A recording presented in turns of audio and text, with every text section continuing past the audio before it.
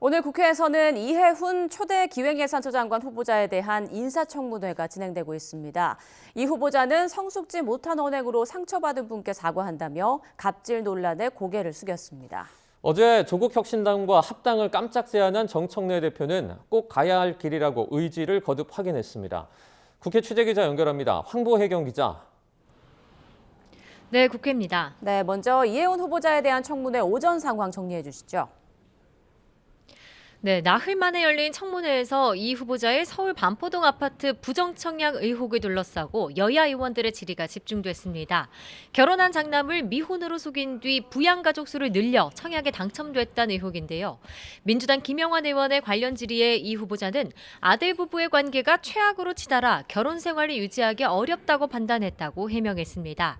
또 장남의 연세대 경제학과 입학 전형을 다자녀가 아닌 사회기여자 전형이라고 번복한 점도 도마 위에 올랐습니다.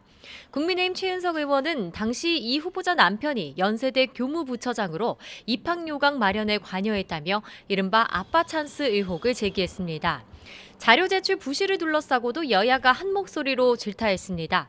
국민의힘은 이 후보자가 제출률이 75%라고 언론 플레이하면서 정작 핵심 자료는 빠뜨렸다고 지적했고 조국혁신당 등 범여권도 오후까지 추가 자료를 내라고 요구했습니다.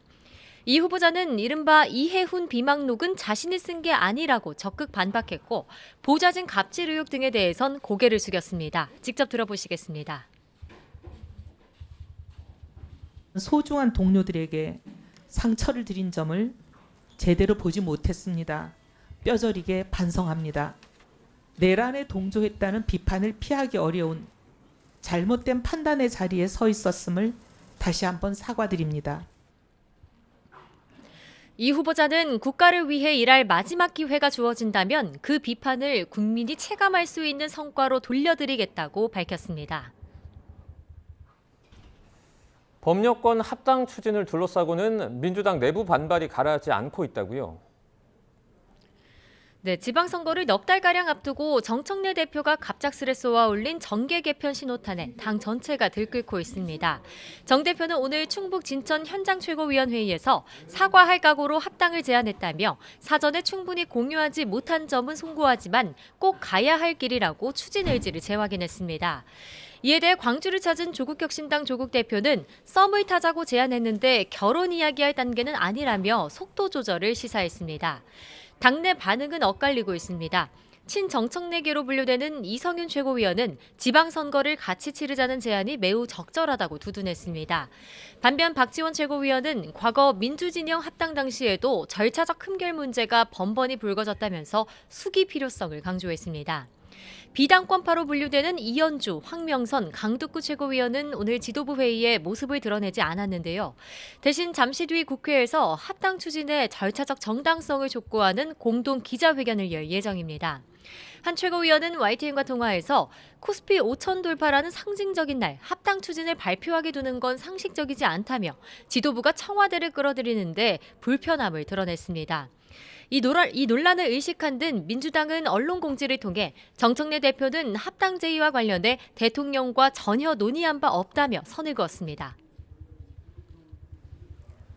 네, 국민의힘 상황도 보겠습니다. 장동혁 대표가 8일차의 단식을 마치고 어제 병원으로 이송됐는데 현재 상황은 어떻습니까? 네, 지금은 회복에 주력하고 있다고 합니다. 동료 의원들도 면회가 자유롭지 않은 상황인데요. 장동혁 대표 단식이 박근혜 전 대통령부터 개혁보수로 분류되는 유승민 전 의원과 이준석 개혁신당 대표 등 보수 진영이 결집하는 데엔 긍정적이었다는 평가가 나옵니다. 다만 여권 쌍특검 수용을 이끌어내지 못한 점은 한계로 지적됩니다. 송원석 원내대표는 오늘 회의에서 장 대표의 목숨 건 단식은 검은 돈 악습을 뿌리 뽑기 위한 정치개혁이었다면서 쌍특검 수용을 위해 대국민 호소투쟁에 나서겠다고 밝혔습니다. 장 대표와 갈등을 빚어온 한동훈 전 대표는 제명 징계에 대한 재심 청구 마감 시한인 오늘 나흘 만에 SNS 활동을 재개했습니다. 재심 청구나 장 대표 단식 등에 대한 언급은 없이 대장동 항소 포기 특검을 촉구하는 짤막한 글만 올렸습니다. 장동혁 대표의 몸 상태 등을 감안하면 당장 26일 최고위원회에는 한 전 대표 징계안이 올라가지 않을 가능성이 커 보이지만 어쨌든 시한폭탄을 안고 있는 셈입니다.